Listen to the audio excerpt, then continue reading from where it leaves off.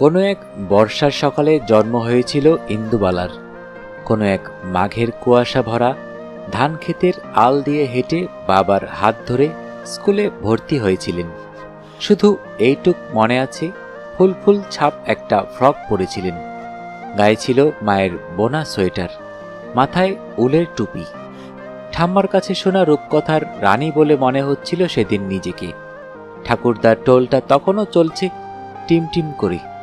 সেই টোলে বর্ণপরিচয়, ধারাপাত এইসব টুকটাক শিখতে শুরু করেছিলেন, কিন্তু বেশি দিন সেখানে পড়া হলো না। আমের গাছে মুকুল ভরিয়ে সরস্বতী পুজোয় হাতে খড়ি দিয়ে দাদুর বড্ড তাড়াতাড়ি ছিল হয়তো একেবারে চলে যাওয়ার।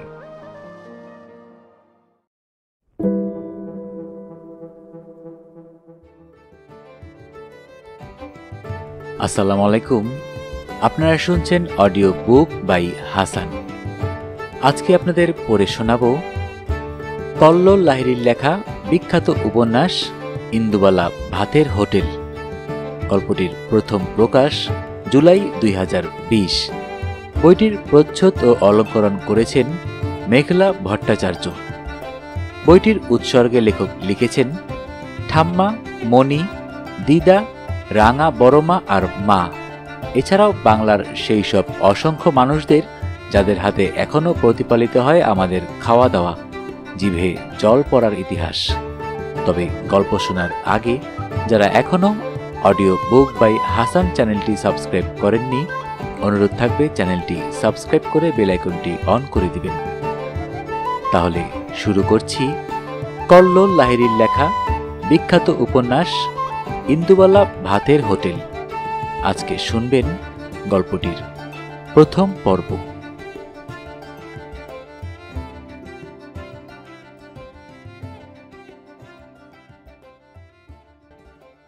জানলার কাছে বসন্তের নরম রোদে সার দিয়ে সাজানো আছে কাচের বড় বড় বয়াম। মুখগুলো ঢাকা আছে পরিষ্কার সাদা কাপড়ের ফেটটিতে। বয়ামগুলোকে বাইরে থেকে দেখলে বোঝা যায় না তার মধ্যে কি রসদ লুকিয়ে আছে, কিন্তু যারা এই বাড়িতে রোজ ভাত খেতে আসে তারা ঠিক জানে। ভাতের পাতে লেবু, নুন, লঙ্কা দেওয়ার পাশাপাশি উড়ে বামুন ধনঞ্জয় একটু করে শালপাতায় ছুঁয়ে দিয়ে যায় বয়ামের সেই লুকোনো সম্পদ, কামরাঙ্গা, কদবেল, জলপাই কিংবা কোনোদিন পাকা তেঁতুলের আচার। নতুন কাস্টমাররা অবাক হয়ে যায়, আর পুরনো লোকেরা ভাবে আজ কোনটা পাতে আসবে। শুধু আচারের টানেই না, এই হোটেলে ভিড় লেগে থাকে পূব বাংলার এক বিধবা মহিলার হাতের রান্না খেতে। ইন্দুবালা কবে যে এই ভাতের হোটেল শুরু করেছিলেন আর কেন করেছিলেন নিজেও ঠিক মনে করতে পারেন না, তবু ভাষা ভাষা ছবির মতো মনে পড়ে অনেক কিছু। শুধু সেবার যখন কোলের এক মেয়ে আর ছোট্ট দুই ছেলেকে নিয়ে বিধবা হলেন, সেদিন থেকে বুঝতে শুরু করেছিলেন যারা এতদিন ঘিরে রাখত তাদের, সুযোগ সুবিধাটা ঠিকমতো আদায় করে নিয়ে যেত তারাই এখন ছায়ার মতো সরে যাচ্ছে। স্বামীর জুয়া আর মদের নেশায় এতদিন যারা আটকপাটি পর্যন্ত বিক্রি করায় সায় দিয়েছিল, তাদেরও আর দেখা গেল না বড় একটা। তখনও খুলনা থেকে মাঝে মাঝে ভাইরা এসে খোঁজখবর নিয়ে যেত। মা পোটলা করে পাঠাতো ভাজা চিড়ে, মুড়ি, বাড়ির সজনের ডাঁটা, চুই ঝাল। তারপর সেটাও বন্ধ হলো, যুদ্ধ বাঁধল। ভাইদের অনেক দিন কোনো খোঁজ পেলেন না। একদিন সকালবেলায় গায়ের থেকে পালিয়ে আসা এক লোকের কথায় জানতে পারলেন পুড়িয়ে দিয়েছে সবকিছু পাকিস্তানি মিলিটারিরা। মা, ভাই, বোন আর কেউ বেঁচে নেই, এমনকি ভিটে বাড়িটাও। স্বাধীন বাংলাদেশের পতাকা যেদিন উড়ল, ইন্দুবালা নিচের ঘর ঝাড় দিয়ে উনুন ধরালেন। ভাড়ারে চাল ছিল বাড়ন্ত। ছেলে মেয়েগুলো খিদের জ্বালায় তারস্বরে কাঁদছিল। পাওনাদার দাঁড়িয়েছিল রাস্তায়। লক্ষ্মী মাছওয়ালি শেষ বাজারে একটু তাড়াতাড়ি বাড়ি ফিরছিল, আর থমকে দাঁড়িয়ে পড়েছিল পুরনো দোতলা বাড়িটার সামনে। একটা 25-এর মেয়ে সদ্য বিধবার সাদা ধপধপে শাড়িতে এলো চুলে চুপ করে বসে আছে ধরে ওঠা উনুনটার সামনে। উনুনে গোলের আঁচে ফর্সা মেয়েটার মুখ লাল হয়ে আছে। ওদিকে দূরে দাঁড়িয়ে আছে চিল শকুনের মতো পাওনাদাররা। লক্ষ্মীর যেন কি একটা মনে হয়েছিল সেই মুহূর্তে। একটুও সময় নষ্ট করেনি সে, সোজা এসে দাঁড়িয়েছিল ইন্দুবালার সামনে। গেট থেকে আটানা বার করে মেঝের উপর রেখে দিয়ে বলেছিল, আজ তোমার বাড়িতে দুটো ভাত মুখে দেব মাজি, কিছু মনে করো না। 12:25 ক্যানিং লোকাল ছুড়ে গেল যে, এখন দুটো পেটে না পড়লে বাড়ি ফিরতে সাজ হয়ে যাবে, আর শরীর চলবে না মাজি। ইন্দুবালা হ্যাঁ না কিছু বলেনি। তাদের খুলনার বাড়িতে অতিথিরা কোনোদিন না খেয়ে যায়নি। আজও সে লক্ষ্মীকে ফেরত পাঠাতে পারল না, বলতে পারল না তার ভাড়ারে ফোটাবার মতো চালটুকু নেই। লক্ষ্মীর ঝাঁপিতে এক আনাও নেই যা দিয়ে সে তার দৌড়ে আসা লক্ষ্মীকে মুড়ি কিনে খাওয়াতে পারে। 7-5 না ভেবে একটু কুণ্ঠা নিয়েই সে লক্ষ্মীর দেওয়া টাকাটা আঁচলে বাঁধল। উনুনে চাপালো এক হাঁড়ি জল। ছোট মেয়েকে দোতলার ঘরে ঘুম পাড়িয়ে এসে বড় ছেলে প্রদীপকে পাঠালো সামনের মুদিখানার দোকানে। খিড়কির দরজা খুলে নিজে বাড়ির পেছনের বাগান থেকে নিয়ে এলো সবে কচি পাতা আসা কুমড়ো শাক, গাছের পাকা লঙ্কা। শাশুড়ির আমলের পুরনো ভারী শিলটা পাতল অনেক দিন পরে। যত্ন করে ধুয়ে সেই কবেকার প্রাচীন হিমশীতল পাথরটার উপর রাখল সর্ষে দানা। শিল আর নোরার আদিম ঘর্ষণে খুলনা থেকে পাঠানো মায়ের শেষ সর্ষেটুকু বেটে ফেলল ইন্দুবালা অল্পক্ষণের মধ্যেই। লোহার কড়াইতে জল মরতে থাকা সবুজ ঘন কুমড়ো শাকের ওপর আজলা করে ছড়িয়ে দিল সর্ষের মণ্ড। কয়লার আঁচে টকবগে আওয়াজে ফুটতে থাকল কচি শাকগুলো, তার নরম পাতাগুলো। সাতলানোর ঝাঁজ ছড়িয়ে পড়ল গোটা বাড়িতে। দোতলার ঘরে খুকু চোখ খুলে হাত পা নেড়ে খেলতে থাকল। ছোট দুই ছেলে ভাত খাওয়ার বাসনায় থালা নিয়ে এসে বসে পড়ল রান্নাঘরের দরজায়। তখনও লঙ্কাগুলোর গা থেকে ঝাল মিশছে কুমড়ো শাকের হালকা সবুজ মাখো মাখো সর্ষে ঝোলে।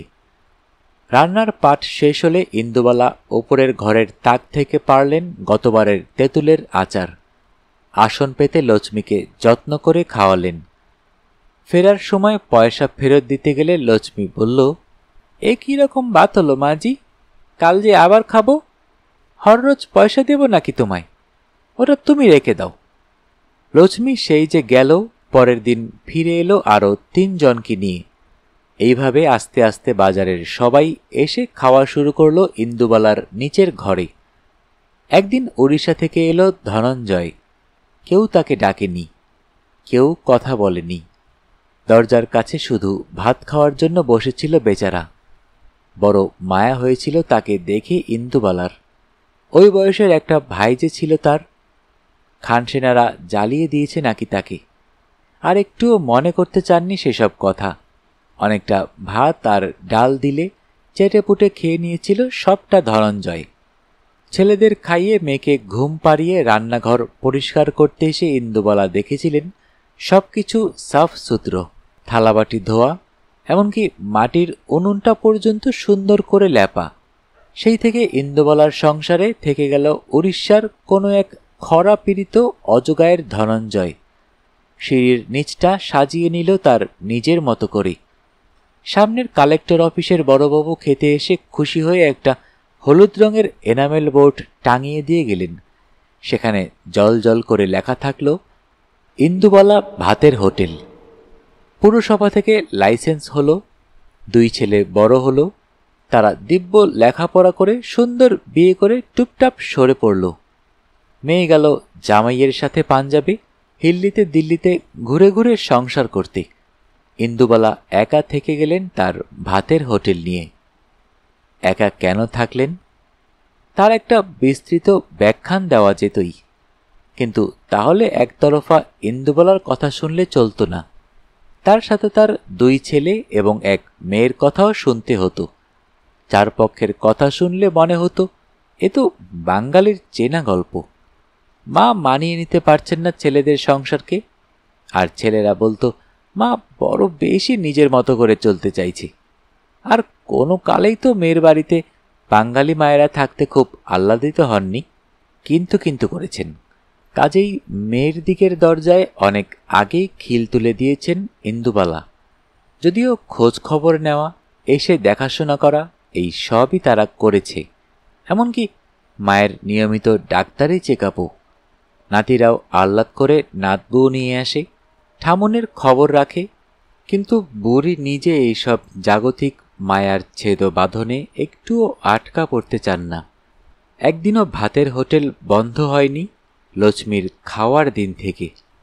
বন্যা, কলেরা, ডেঙ্গু, দাঙ্গা, কারফিউ, কোনো কিছুতে ইন্দুবালা ভাতের হোটেলের উনুনে আজ নেভেনি। ভাড়ারে বাড়ন্ত হয়নি চাল। পেছনের বাগানের কুমড়ো শাক। আজ ইন্দুবালার বয়স যখন 7-এর ঘর ছুঁয়ে ফেলেছে, তখন ছেলেরা মাকে এই ব্যবসা বন্ধ করতে বললে, নিজের হাতের রান্নাবান্না না করার ফরমান জারি করলে অশান্তি বাঁধে কাল বৈশাখীর মতো। ফলে বেশ কিছুদিন মুখ দেখাদেখি বন্ধ থাকে দুপক্ষের। তখন শিবরাত্রির সলতের মতো বিজয়া, পয়লা বৈশাখের নমস্কারটুকু টিকিয়ে রাখে নাতি নাতনিরা। আর ইন্দুবালার টিফিন কৌটো ভর্তি থাকে পৌষের পিঠেতে, বর্ষায় ভাপা ইলিশে, গরমের মুড়ি ঘণ্টয়। ধনঞ্জয় সব দিয়ে আসে বুড়ির নাম করা টিফিন কৌটোতে প্রত্যেকের বাড়ি বাড়ি। পূর্ণিমায় বুড়ির গাটে বাতের ব্যথা বেড়ে যায়। অমাবস্যায় হাঁটতে পারেন না প্রায়। তবু মলম লাগিয়ে গরম জলের সেক নিয়ে রান্না করেন ইন্দুবালা। অতগুলো লোক আসবে, আঙ্গুল চেটে চেটে খাবে, বায়না করবে একটু শুক্তোর জন্য, একটু মাথার মাছের মাথা দিয়ে করা ডালের জন্যে। পরিতৃপ্ত চাঁদপানা মুখগুলো দেখতেও ভালো লাগে যেন। এদের খাইয়েও সুখ। ইন্দুবালা তাই কোনোদিন কোনো তীর্থে যাননি, ধম্মকম্ম করেননি। ঠাকুরের কথামৃতের বাণী মনের মধ্যে আউড়ে গেছেন। নারায়ণ সেবা, জীবে প্রেম। তবে আজকে পূর্ণিমা, অমাবস্যা গ্রহণের মার প্যাচ না থাকলেও পায়ের ব্যথাটা বড্ড বেড়েছে মনে হচ্ছে ইন্দুবালার।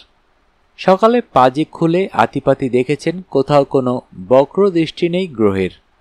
তবুও বাড়ির পেছনের বাগানের সিঁড়িটা দিয়ে নামতেই হরকে যাচ্ছিলেন আর একটু হলেই। কবে থেকে ধনঞ্জয়কে বলে যাচ্ছেন, ওরে চুন ফেল, একটু নারকেল ঝাঁটা দিয়ে ঘষে ঘষে পরিষ্কার কর। তা কে শোনে কার কথা? থাকতো সেই আগের বয়স। কারো কাজের জন্য তিনি বসে থাকতেন নাকি?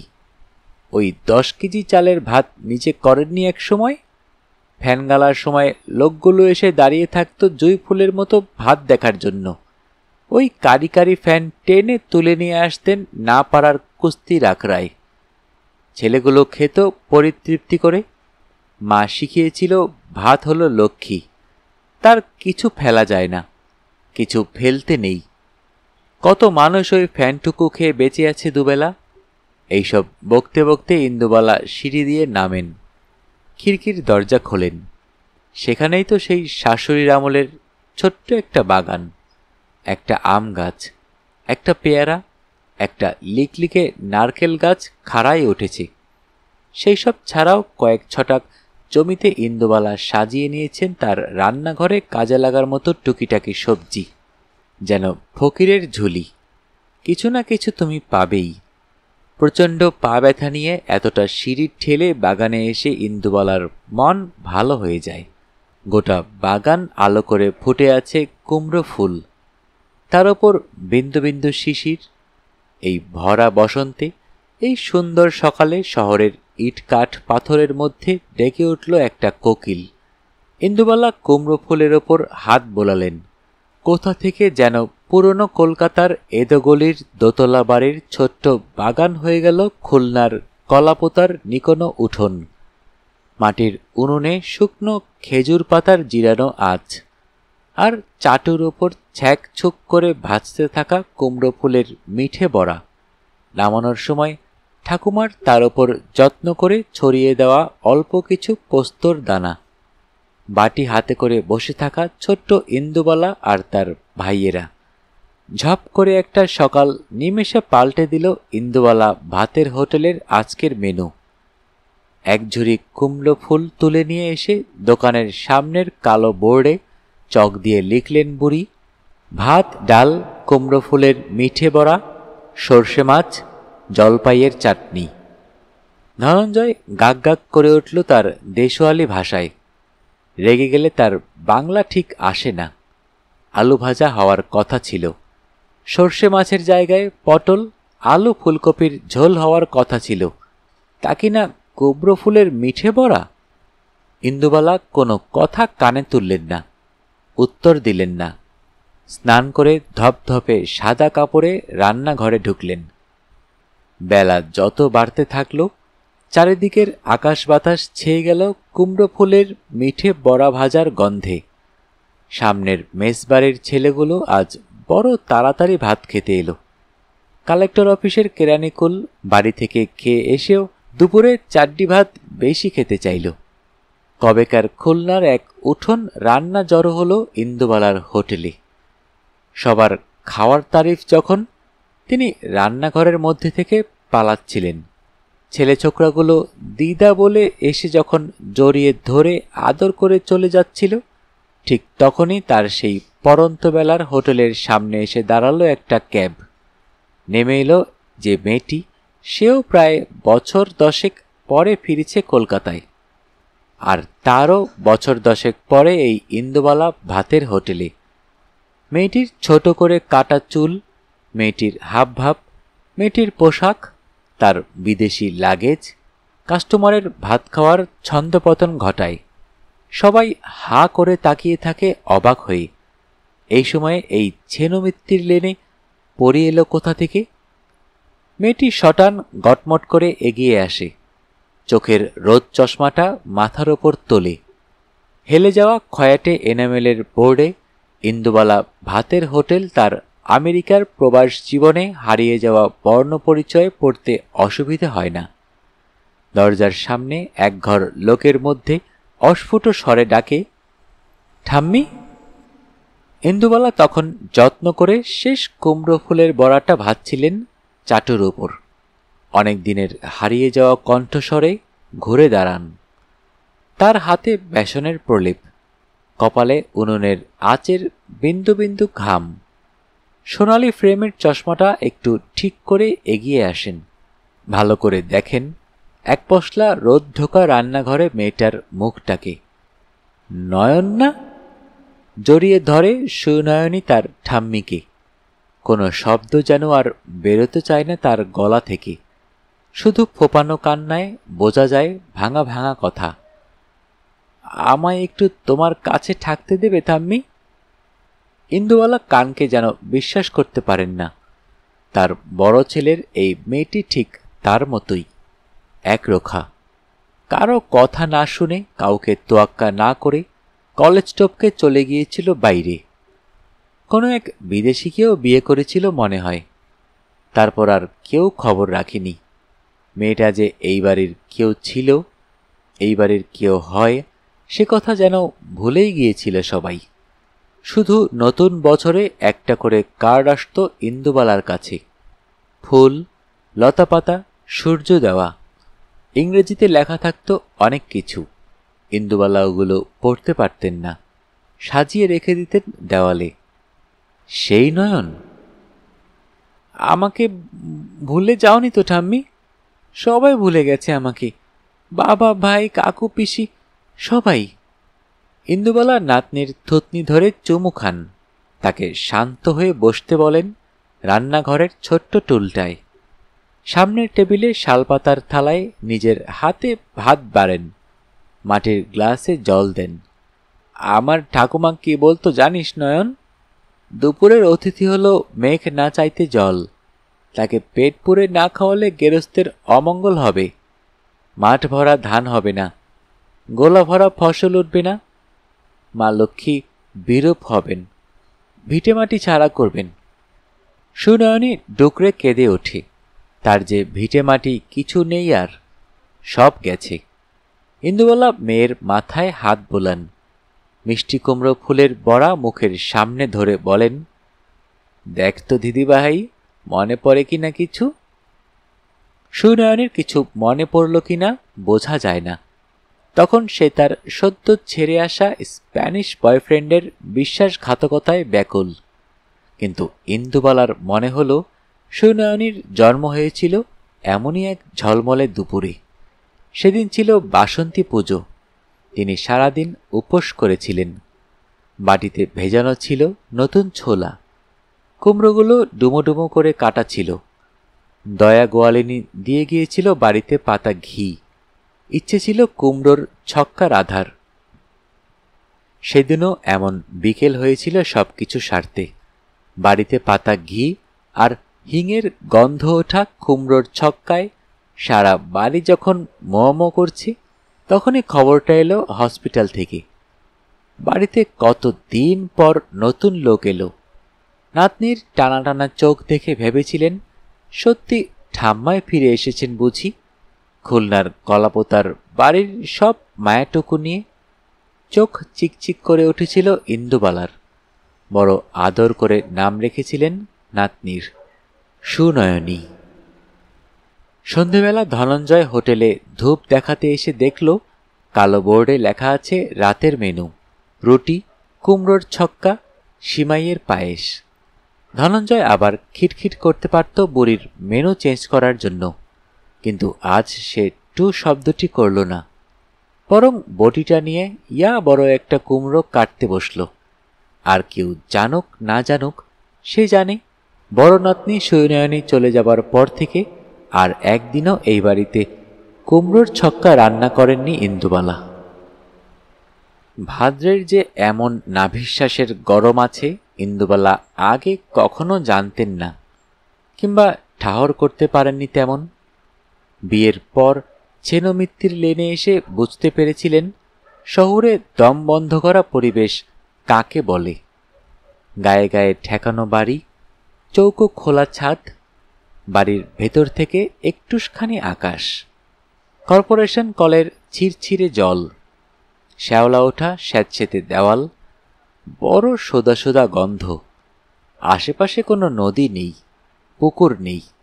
তার বদলে বাড়ির সামনে আছে মুখ হা করা বড় বড় নালা, তার দুর্গন্ধ, হুল ফোটানো মশা, গা ঘিন ঘিনে মাছি, আর সন্ধে হলেই টিমটিমে বিজলি বাতি।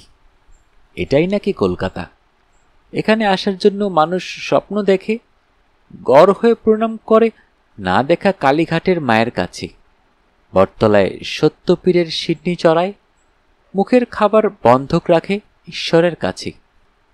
একবার কলকাতায় আসতে পারলে ট্রাম, বাস, মনুমেন্ট, ফেরিওয়ালার কাছে কাচের চুরি, এইটুকু সাধের জন্য এতটা কষ্ট করা। বাড়ির কোনো এক সমবয়সী মেয়েকে কোনো একদিন হয়তো নিজের মনের প্রশ্নগুলো করে ফেলেছিলেন ইন্দুবালা তার সহজ সরল ভঙ্গিতে। তার গেয় বিদ্যে তখনও শহরের মানুষের জটিল মনের তল পায়নি। পরে যে পেয়েছিল তেমনটাও নয়। সারা বাড়ি ছড়িয়েছিল কোনো এক গায়ের মেয়ের কলকাতাকে দূরছাই করার সংবাদে। শাশুড়ি মুখ ঝামটা দিয়ে বলেছিলেন, কোথাকার কোন রাজরাজেশ্বরী এলো রে, পাকা দালান কোটায় পা পড়ে না। শুনেছি তো সেখানে শিয়াল কুকুর গুড়গুড় করত। তা ঠিক। খুলনার কলাপোতায় সন্ধে হলে বাঁশবাগানে শিয়াল ডাকত। তুলসীতলায় জোনাকিরা ভিড় করে আলো জ্বালাত, লণ্ঠন লাগত না। ভাদ্রের এই সময়ে কাঠচাপার গন্ধে আকাশ বাতাস ভারী থাকত। বিয়ের যেদিন সম্বন্ধ এলো অশ্বত্থতলায়, সেদিন অষ্টম প্রহর। রাজশাহী থেকে এসেছে কীর্তনের নাম করা সব দল। ছানা এসেছে খুলনা শহর থেকে। বড় ভিয়েন বসেছে সামনের তালতলার রান্নাঘরে। এদিকে বাড়িতে ঠাম্মা বানাচ্ছে তুলতুলে নরম মোমের মতো তালের পিঠে। কলাপাতায় গরম গরম সেই ভাপ ওঠা পিঠে আজও যেন ইন্দুবালার চোখে জল ছবি হয়ে ঘুরে বেড়ায়। ততক্ষণে অষ্টম প্রহরের মালসা ভোগের দই চিড়ের জন্য মানুষের কারাকারি পড়ে গেছে। ইন্দুবালার তাড়া আছে, সে মালসা ভোগও খাবে, তার সাথে বাড়িতে গিয়ে ঠাম্মার তৈরি তালের পিঠে।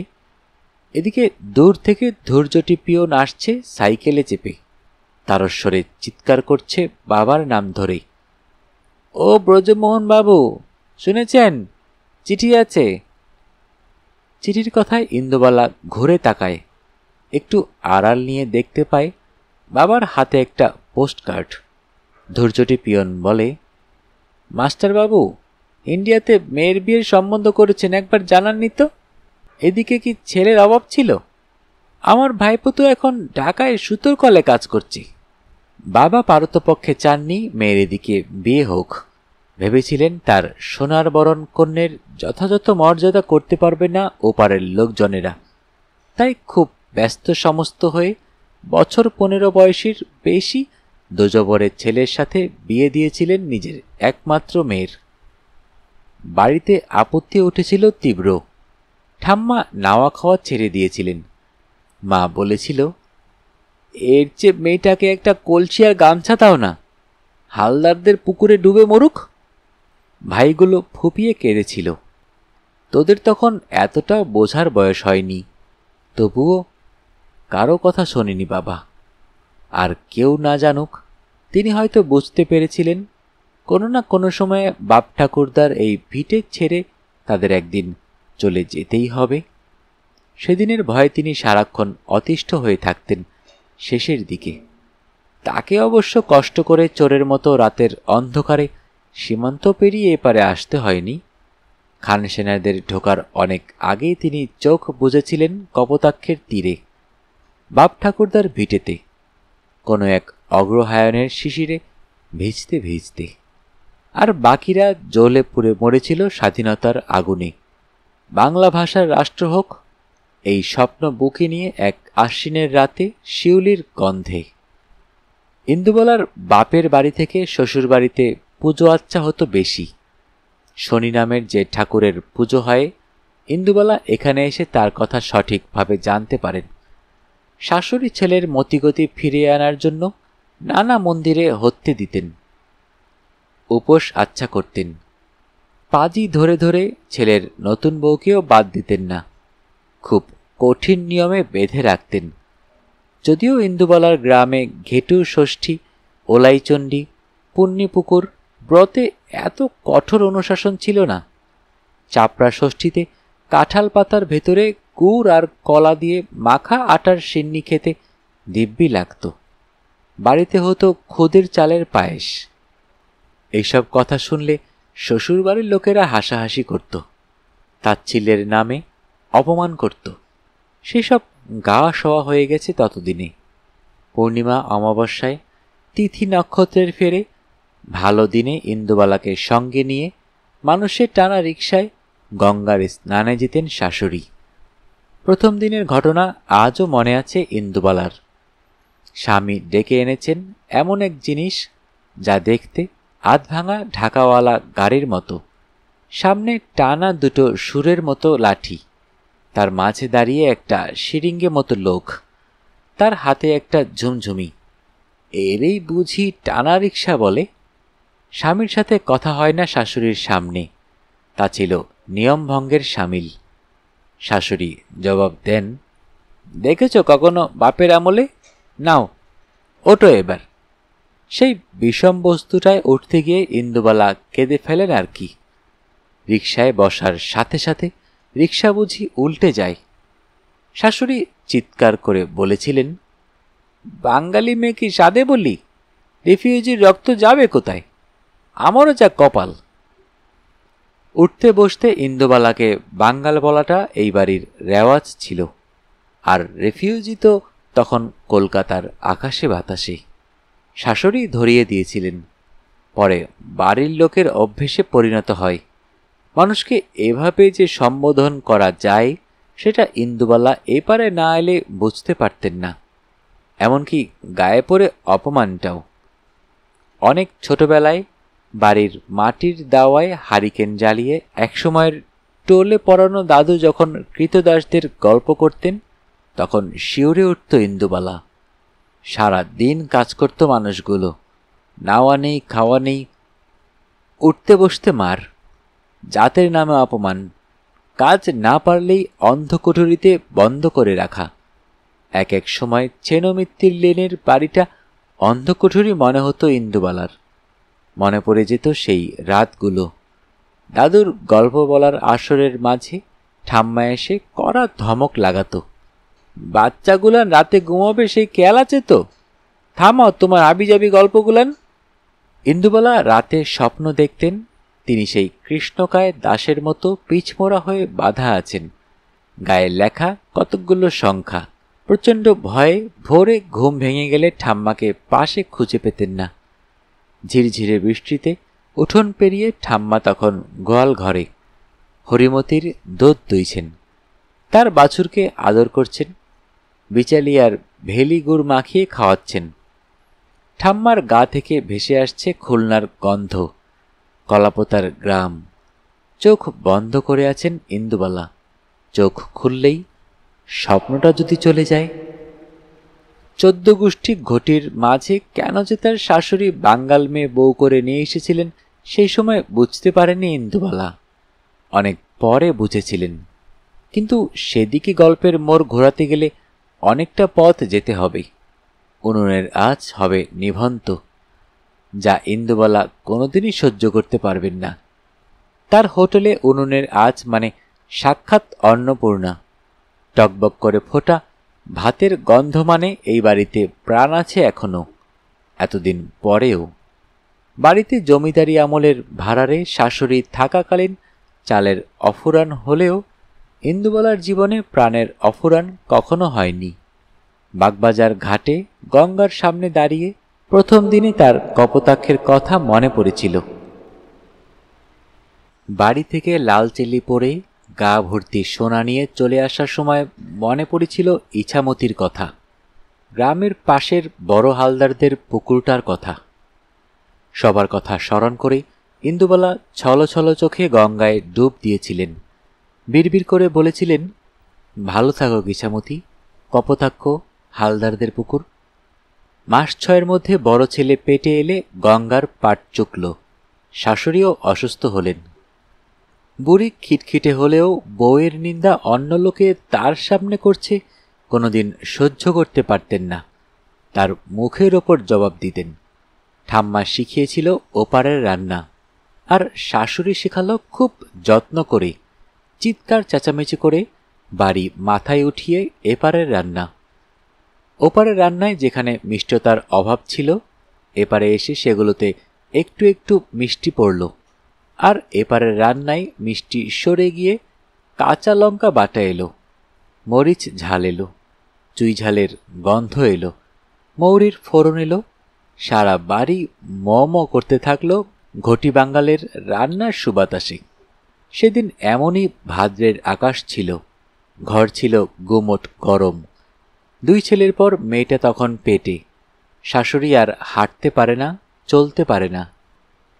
ঘরের বিছানায় শুয়ে সব কিছু, তাও 2 দিন প্রায় খাওয়া নেই। হঠাৎ সকালে ইন্দুবালার কাছে আবদার করলেন, বউ, একটু বিউলির ডাল রাঁধলে 2টো ভাত খেতে পারতুম। ইন্দুবালা তাড়াতাড়ি উনুন ধরিয়েছিলেন সেদিন, ডাল সেদ্ধ করে মৌরি ফোড়ন দিয়েছিলেন, নামানোর আগে একটুখানি মিষ্টি। বুড়ি ওঘর থেকে চিৎকার করছিলেন হাঁপ ধরা গলায়, হলো তোমার বউ, আর কত দেরি? পদ্মকাটা বাটিতে ডাল ঢেলে কাঁসার থালায় ভাত বেড়ে যত্ন করে খাইয়েছিলেন শাশুড়িকে ইন্দুবালা। সবটুকু ভাত আর ডাল বিছানার সাথে মিশিয়ে যাওয়া বুড়ি কোথায় যে নিয়ে নিচ্ছিল ইন্দুবালা নিজেও তা বুঝতে পারছিলেন না। খাওয়া শেষ হলে বুড়ির চোখ গড়িয়ে নেমেছিল করুণাধারা। আশীর্বাদ করেছিলেন, সবাইকে এইভাবে খাইয়ে পরিয়ে সুখী রাখিস বউ। কথিত আছে, মরা মানুষের শেষ বচন খনার বচনের থেকেও নাকি ফলপ্রদ। সত্যি তা অক্ষরে অক্ষরে ফলে গিয়েছিল ইন্দুবালার জীবনে। না হলে এতগুলো মানুষকে এই বয়সেও খাওয়াতে পারেন? তবে যেটা তিনি এখনো বুঝতে পারেননি, মানুষ কি করে বুঝতে পারে এটাই তার শেষ খাওয়া। না হলে সেই ভাত খাওয়ার পর বুড়ি আর মুখে কুটুটি নাড়েনি সারাদিন। পরের দিন সকালবেলায় চা নিয়ে শাশুড়ির ঘুম ভাঙাতে গিয়ে শুধু দেখেছিলেন পাঁচিলের গা ঘেঁষা জানলার দিকে তাকিয়ে আছেন বুড়ি অপলক দৃষ্টিতে। আকাশে তখন ভাদ্রের জল ভরা মেঘ। মা মা বলে দুবার ডেকেছিলেন ইন্দুবালা। বুড়ি আর কোনোদিন সাড়া দেননি। ছেনমিত্তির লেনের অনেক বাড়ির মতো ইতিহাস হয়ে গিয়েছেন ইন্দুবালার মণিকোঠায়। ধনঞ্জয় হাঁপাতে হাঁপাতে দোতলায় আসে, হড়বড় করে কথা বলে যায়। আমি কত বারণ করলাম, শুনুছি না আমার কথা। ওই ছেলে কুনানরে আরো মাথায় তুলেছি তো এমন হইছি। ইন্দুবালা হেসে পারেন না। ধনঞ্জয়ের ভাষা ঘটি বাঙ্গাল ওড়িয়া মিলেমিশে একাকার। মাথার এলো চুল সব সাদা ধবধবে। কোথাও যেন ইন্দুবালার জীবনের নারী নক্ষত্রের সাথে জড়িয়ে গেছে ধনঞ্জয়। তার কাছে সবটা শোনার আগে সিঁড়িতে ধূপধাপ পায়ের আওয়াজ পান ইন্দুবালা। কারা আসছে? এই সময় তো কোনো পুজো নেই, চাঁদার বালাই হওয়ার কথা নয়। আর ছেলে ছোকরাগুলো চাঁদা চায় না তার কাছে, আবদার করে এটা ওটা নিয়ে যায়, কিংবা দুবেলা খেয়ে যায় সবাই মিলে এসে। বড় একটা কেউ ওপরে ওঠে না নাতি নাতনি ছাড়া, কিন্তু তাদেরও তো এখন আসার সময় নয়। কিছুদিন আগেই তো সুনয়নীকে ঠেলে পাঠালো নিজের বাবার বাড়ি। শুনছেন নাকি কোনো কলেজে পড়াচ্ছে। মাঝে মাঝে সে এসে পড়লেও এখন তো মোটেই আসার সময় নয়। ইন্দুবালা এগিয়ে যান দোতলার সিঁড়ির দিকে। সামনেই যাকে দেখতে পান সে কিংসুক। উল্টো দিকের মেসে থাকে, ডাক্তারি পড়ছে। মাঝে মাঝেই রান্না খেয়ে দিদা বলে জড়িয়ে ধরে। ফর্সা দেখতে, চোখে আবার গান্ধী ফ্রেমের কালো চশমা। শহরে নতুন উঠেছে, আর চাঁদি পর্যন্ত ছাটা ফুলকাট চুল, আর তার ওপরটায় আবার ঢেউ খেলানো বাবরি। বড় মিষ্টি লাগে এমন সব আজব সাজগোজ দেখে ইন্দুবালার। ছেলেটা সিঁড়ির কাছে এসে দাঁড়ায়। ধনঞ্জয় তেড়ে আসে, ওপরে উঠতে দেবে না। হড়বড় করে বলে যাওয়া কথায় যেটুকু বোঝা যায়, কিংসুক হোটেলের সামনে টাঙানো কালো বোর্ডের লেখা মুছে দিয়েছে, যেখানে রোজ রান্নার মেনু লেখা থাকে।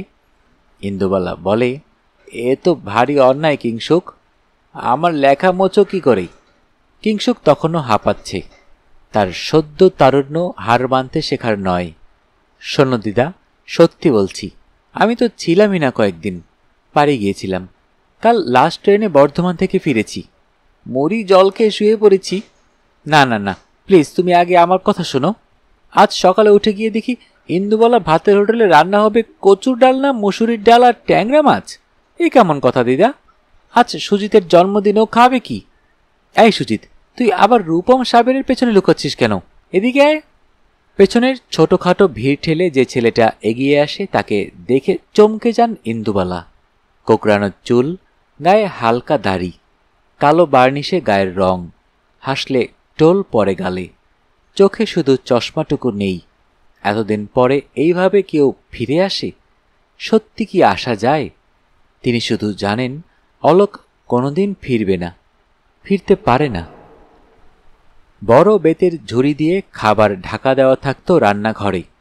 অনেক রাতে শহর নিশুতি হলে ইন্দুবালা ভাতের হোটেলের পেছনের দরজায় কড়া পড়ত একবার। ওটা সাংকেতিক শব্দ, মানে জেগে আছো কমরেড ইন্দুবালা?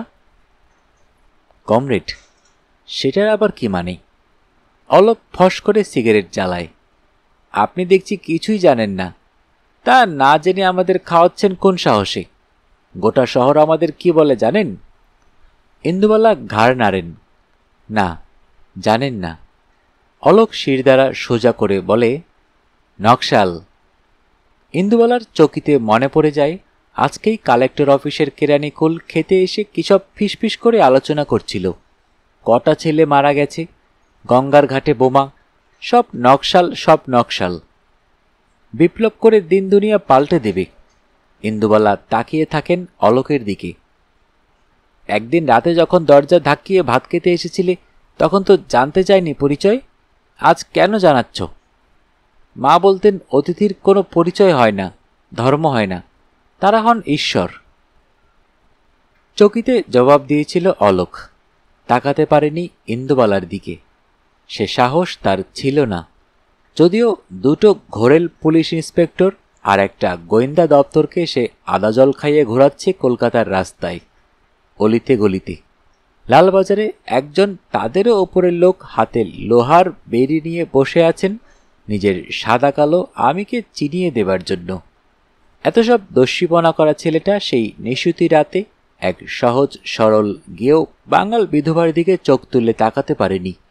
শুধু বিড়বিড় করেছিল, ঈশ্বরে আমি বিশ্বাস করি না কমরেড, কিন্তু আপনারা থাকুন, আপনারা থাকলে আমরা থাকব। অনেক রাত পর্যন্ত কান পেতে বসে থাকতেন ইন্দুবালা, অপেক্ষা করতেন অলোকের জন্য। সারাদিন ওরা না খেয়ে পুলিশের তাড়া খেয়ে ছুটে বেরিয়ে অধিকার আদায় করছে, মানুষের মতো বেঁচে থাকার অধিকার, চারডি চাল ভাতের অধিকার, অপমানিত না হয়ে স্পর্ধায় মাথা তুলে দাঁড়াবার অধিকার।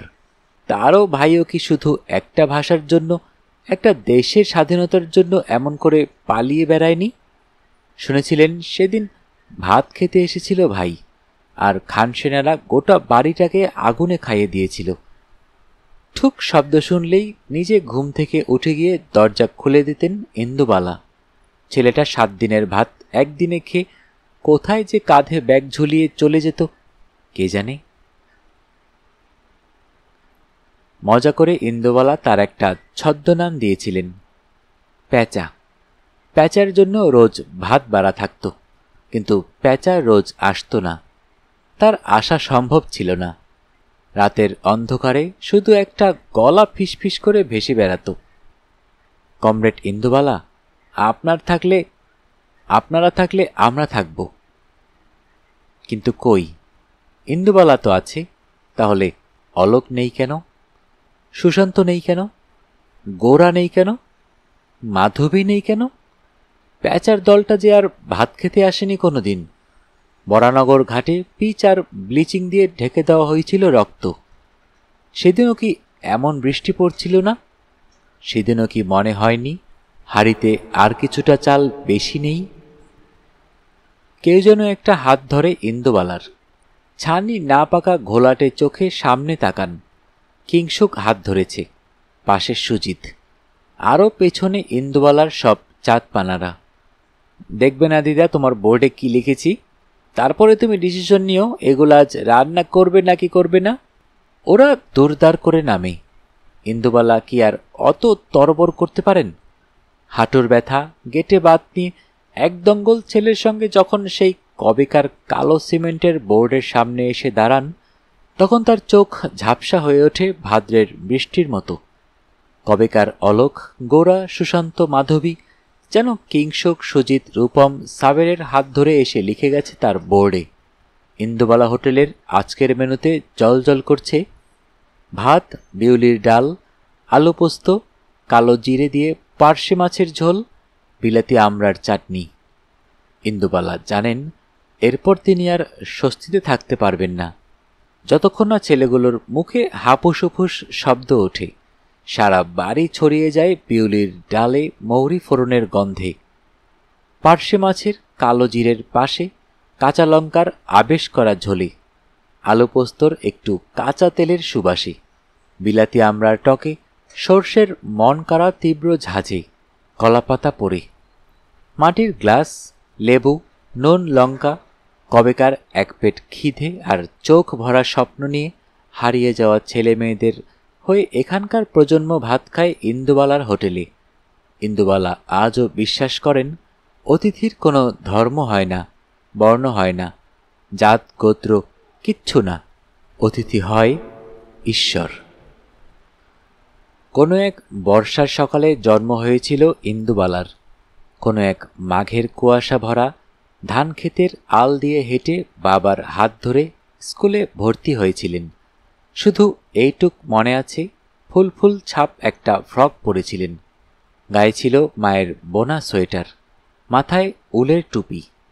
ঠাম্মার কাছে শোনা রূপকথার রানী বলে মনে হচ্ছিল সেদিন নিজেকে। ঠাকুরদার টোলটা তখনও চলছে টিমটিম করে। সেই টোলে বর্ণপরিচয়, ধারাপাত এইসব টুকটাক শিখতে শুরু করেছিলেন, কিন্তু বেশি দিন সেখানে পড়া হলো না। আমের গাছে মুকুল ভরিয়ে সরস্বতী পুজোয় হাতে খড়ি দিয়ে দাদুর বড্ড তাড়াতাড়ি ছিল হয়তো একেবারে চলে যাওয়ার। শিশিরে ভিজেছিল টোলের রাস্তাটা, সেদিন কেউ আর দাওয়া ঝাড় দেয়নি, উঠোন ল্যাপেনি। পাশের মুকুল ভর্তি পুরো আম গাছটা কাটা হয়েছিল সৎকারের জন্য। ঠিক এরপরেই দুটো গা পেরিয়ে পড়তে গিয়েছিল ছোট্ট ইন্দুবালা। পড়াশোনায় তার বেজায় মন ছিল। দাদু স্বপ্ন দেখিয়েছিলেন ঢাকা বিশ্ববিদ্যালয়ের। ওইটুকুনি মেয়ে অত কিছু বুঝত না, শুধু অনেক দূরে যাওয়ার স্বপ্নে বিভোর হয়ে থাকত। এক্কা দোক্কা, লুকোচুরি, খেলনাবাটির বয়স পার করে ইন্দুবালা প্রবেশ করলেন এবার হাই স্কুলে। সেখানে মেয়ে বলতে হাতে গোনা ওই কজন। মাঝের পাড়া, পুবের গা আর কোলাপোতা মিশিয়ে মেয়ের সংখ্যা তেমন একটা ছিল না। থাকবেই বা কী করে? সবাইকে স্কুলে যাওয়ার অনুমতি দিত না বাড়ির লোকজন। ছেলের পালের মধ্যে মেয়ে বসুক শুনেই তো হাত পা ঠান্ডা হয়ে আসতো অনেকের বাড়ির লোকের।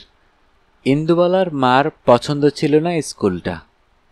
কোনো দিন বাড়িতেই তো পড়াশুনো করা যায়। অনেকবার সে কথা বলেছেন স্বামী ব্রজমোহনকে, কিন্তু যার বাবার টোল ছিল যে নিজে কলকাতা বিশ্ববিদ্যালয়ে এককালে পড়াশোনা করেছে, কিন্তু ভাগ্যের ফেরে মাঝপথে ছেড়ে দিয়ে এসে সংসারে হাত লাগিয়েছে, সেই তার মেয়েকে পড়াবে না, তা হতে পারে? মায়ের খানিকটা চিলচিৎকারেই হোক আর চারপাশের পরিস্থিতি দ্রুত পাল্টে যাওয়ার কারণেই হোক, কোনো এক সূত্র ধরে বাবা চিঠি লিখলেন তার বনগ্রামের এক বন্ধুকে। মেয়ের বিবাহ তাড়াতাড়ি সম্পন্ন করতে চাই, ভালো পাত্র থাকলে জানিও। সেখান থেকে উত্তর পেতে দেরি হয়নি। ছেলে একেবারে মাস্টার, নিজেদের দোতলা বাড়ি, বনেদি বংশ। বন্ধুর বিশেষ পরিচিত, শুধু একটু খুঁত আছে। ঠাম্মা সেদিন বাড়িতে তালের ভাপা পিঠে করেছিলেন। অষ্টম প্রহরের জন্য বাড়িতে ছিল নিরামিষ রান্না। হাঁড়িতে সেদিন বসেছিল আতপ চালের খিচুড়ি। আলুগুলো ডুমো ডুমো করে কাটা ছিল। বাগান থেকে ইন্দুবালা তুলে এনেছিলেন অসময়ের কাঁচা টমেটো। নামানোর আগে ঠাম্মা ছড়িয়ে দিয়েছিলেন হরিমতির দুধের তোলা বাড়ির ঘি। কলাপাতায় খেতে বসে দোজবরের শব্দটা জীবনে প্রথম শুনেছিলেন ইন্দুবালা। ছাদনাতলায় ছেলেকে দেখে ডাকাত মনে হয়েছিল। ইয়া গোফ, বাবরি চুল, চোখ লাল টকটকে, দাঁতগুলো খয়েরের ছোপে মলিন। ছেলে বরণ করে এসে এই প্রথম মা বাবার হাত ধরে জানতে চেয়েছিলেন, সব খবর নিয়ে দিচ্ছ তো মেয়েকে? মুখ দিয়ে যে গন্ধ বেরোয়, সবাই ফিস ফিসাচ্ছে, বলছে মাতাল বর। কিন্তু ততক্ষণে অনেক দেরি হয়ে গেছে। বাসর ঘরে কড়ি খেলা শুরু হয়ে গেছে। একটু পরেই বউয়ের পাশে নতুন স্বামী ঘুমে ঢলে পড়লে ইন্দুবালা ভালো করে তাকিয়েছিলেন লোকটার মুখের দিকে। হা করে ঘুমোচ্ছিলেন বাবু মাস্টার মানিক রতন মল্লিক। নাক ডাকার চোটে বাইরে এসে বসেছিলেন ইন্দুবালা। সেই শেষবারের মতো জোনাকিগুলো যখন আলো জ্বালিয়ে তাকে ঘিরে ধরল, তিনি আর নিজেকে সামলাতে পারেননি, কেঁদে ফেলেছিলেন। একটা মেয়ে তার যাবতীয় শেষ স্বপ্নটুকু নিয়ে কাঁদছে। তার সাক্ষী কোনো কাছের মানুষ ছিল না সেদিন। কোনোদিনই অবশ্য থাকেনি ইন্দুবালার পাশে কেউ। কিন্তু জাম গাছটা ছিল, তুলসীতলা ছিল, পুকুর পাড়ের কাঁচা মিঠে আম গাছটা যেন ডালপালা নেড়ে বলেছিল, কাঁদিস না ইন্দুবালা, এটা তোর নিয়তি। মেয়ের হাত থেকে কনকাঞ্জলি নিয়ে মা আর ফিরে তাকাননি। এক রাতের মধ্যেই তিনি বুঝেছিলেন কার হাতে মেয়েকে তুলে দিলেন শেষ পর্যন্ত। নিজের স্বামীকে বেশি কিছু বলতে পারেননি, এমনকি দায় চাপাতেও না, কারণ তিনি জানতেন তার মেয়ে দিন দিন একটা আগুনের গোলা তৈরি হচ্ছে। ওই রূপ এই পাড়াগায়ে, খালবিল পুকুরের পাশে শাপলা গন্ধরাজের মতো যত ফুটে বেরোবে, তত বাড়ির বিপত্তি বাড়বে। এমনিতেই রাত বিরেতে ঘুম ভেঙে যায় তার। এগিয়ে গিয়ে দেখেন দরজার হুড়কো ভালো করে দেওয়া আছে কিনা। বাড়িতে আগুন রাখলে তার সাথে যে পর্যাপ্ত জলও রাখতে হয়, সেটা মনে করেই হাত পা সিধিয়ে যেত তার। পাশের গ্রাম থেকে মনিরুল মাঝে মাঝেই আসত ইন্দুবালার কাছে পড়া দেখতে। একেবারে পছন্দ হতো না তার মার। ইন্দুবালা সেটা বুঝতেন, কিন্তু মনিরুলকে খুব মিষ্টি লাগত। গুটি আমে সর্ষের তেল, কাঁচা লঙ্কা, চিনি মাখিয়ে খেলে যেমন, মনিরুল ঠিক তেমন। লজ্জায় মুখ লাল হয়ে যায় ইন্দুবালার। এইসব কি ভাবছেন তিনি? তড়িঘড়ি বাইরের দাওয়ায় আসন পেতে কাঁসার গ্লাসে জল দিয়ে বসতে দিতেন মনিরুলকে। এই বাড়িতে ছোঁয়াছুঁয়ির বাদ বিচার তেমন না থাকলেও মনিরুলের জায়গা কোনোদিন বাড়ির অন্দরে হয়নি, হতোও না কোনো কালেও। যদিও ধর্মজাত এইসব নিয়ে বড় একটা মাথা ঘামাতেন না দাদু, কিন্তু বাবা মা ছিলেন উল্টো পথের পথিক। ছুতমাগের বাছবিচার যে কত দূর যেতে পারে তা দেখেছিলেন কলকাতায় এসে, শাশুড়ির সংসারে। তার জীবন থেকে সবাই চলে যাবার পর ইন্দুবালা এইসব এঁটোকাটা পরিষ্কার করেছিলেন দু হাত দিয়ে। তার কাছে মানুষ মানে ছিল জীব। তিনি পেট ভরে ভাত খাইয়ে জীবে প্রেম করতেন। মনিরুলের সদ্য তখন গোঁফ উঠেছে, কেষ্ট ঠাকুরের মতো বাঁশি বাজায়, চোখ গোল গোল করে বাতাবি লেবু গাছের তলায় চন্দ্রবোরার বাসার গল্প করে। শুধু তাই নয়, সুর করে মাঝে মাঝে কবিতাও বলে। আজও এই গাও অঝরে চাহিয়া ওই গাওটির পানে, নীরবে বসিয়া কোনো কথা যেন কহিতেছে কানে কানে। মধ্যে অথই শুনো মাঠখানে ফাটলে ফাটলে ফাটি, ফাগুনের রোদে শুকাইছে যেন কি ব্যথারে মুখ মাটি। নিঠুর চাষিরা বুক হতে তার ধানের বসন খানি, কোন সে বিরল পল্লীর ঘরে নিয়া গেছে হায় টানি। নকশি কাঁথার মাঠে সাজু আর রূপাইয়ের করুণ পরিণতি বারবার যেন শুনতে চান ইন্দুবালা মনিরুলের কণ্ঠে। জসীমউদ্দিন যে তার বড় ভালো লাগা কবি, চোখ ভিজে আসে তার সাজু আর রূপাইয়ের দুঃখে। ঝিঝি ডেকে ওঠে। ঠাম্মা চুপ করে সলতে পাকান। ভাইগুলো কবিতা শুনতে শুনতে হা করে বসে থাকে, সবে সন্ধে নামা কোলাপোতার দাওয়ায়। দূরে আজানের শব্দ ভেসে আসে পাশের বাড়ির সন্ধ্যের শাঁখে। চেয়ে থাকেন ইন্দুবালা মনিরুলের দিকে। কবেকার মনিরুল তার সবটুকু ভালোবাসা দিয়ে সহজ সরল টানা টানা চোখে তাকায়, আর এদিকের 70 ছুঁই ইন্দুবালা যেন একটুও নড়তে পারেন না বিছানা থেকে। চুপ করে শুয়ে থাকেন। উনি জানেন এই ঘোরটুকু নিয়েই এখনো বেঁচে আছেন। যেদিন এই ঘোর কেটে যাবে সেদিন তিনিও চিরকালের মতো ছেনমিত্তির লেন ছেড়ে কোথায় কোন দূরের পথে পা বাড়াবেন। ধনঞ্জয় নিচ থেকে ডাকছে, তাকে বাজারে টাকা দিতে হবে, ফর্দ করতে হবে। কিন্তু আজ তার যেন কিছুই শুনতে ইচ্ছা করছে না, কাজ করতে ইচ্ছে করছে না। বর্ষার বেলা গড়াচ্ছে, তিনি চুপটি করে শুয়ে আছেন। ওদিকে মা সেই সন্ধে হয়ে আসা ভালোবাসার পরিবেশে শুধু শুধু তারা লাগাচ্ছেন। মা বুঝতে পারছেন লক্ষণ ভালো না।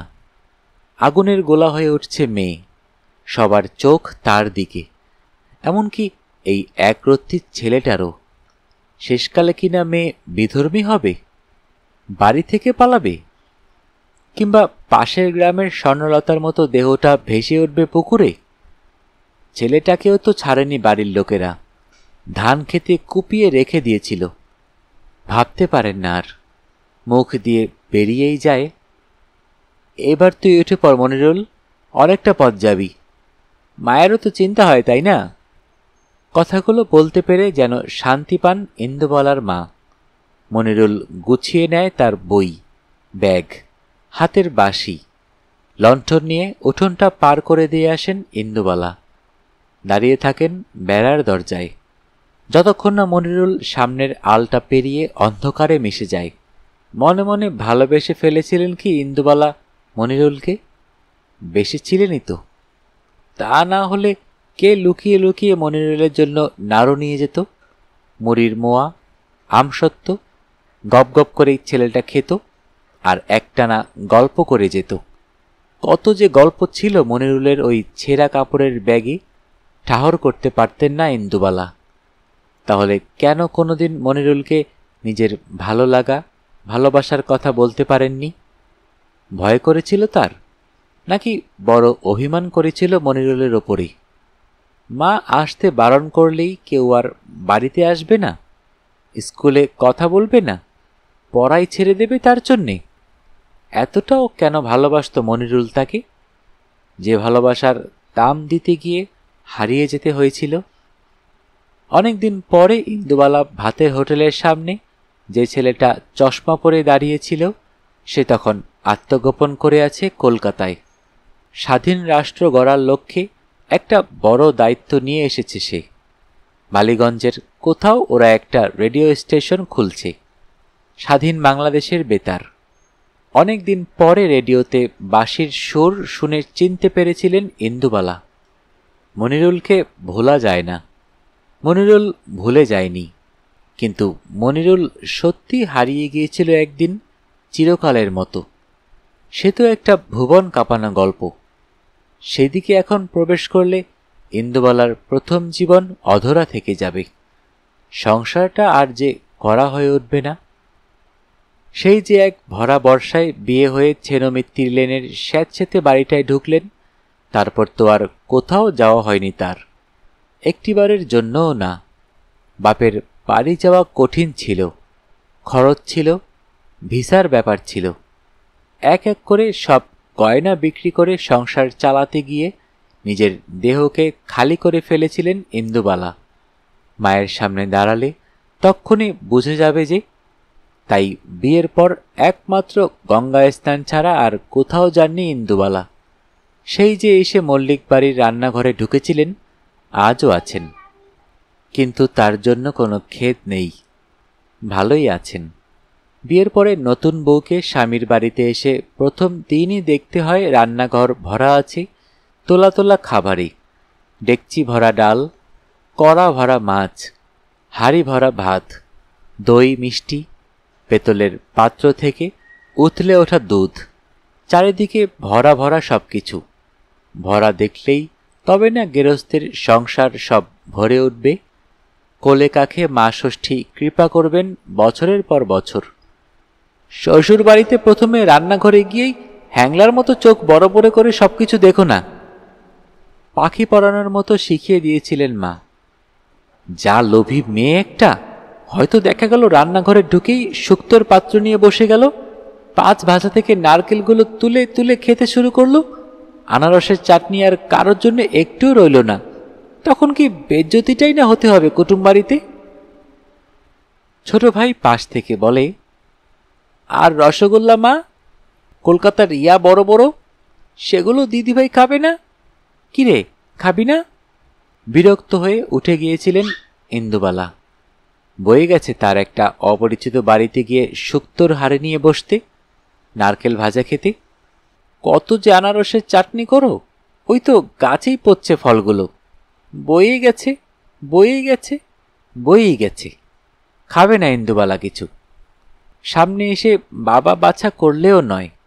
তখন অবশ্য বুঝতে পারেননি এত সব কিছু ইন্দুবালার কপালে জুটবে না কোনোদিন।